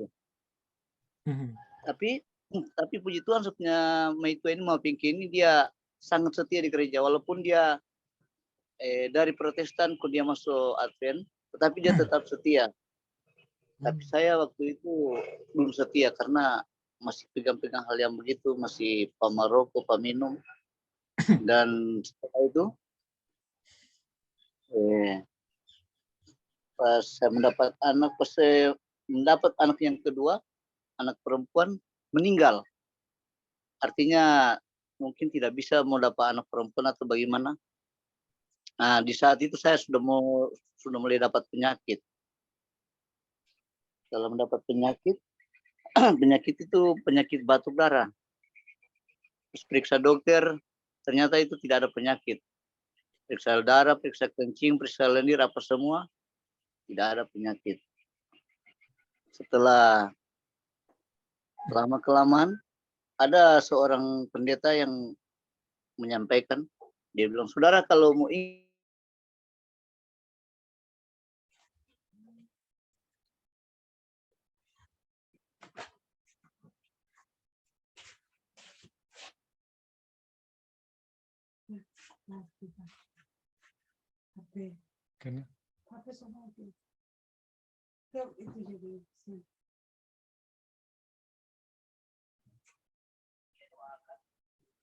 malam itu saya bermimpi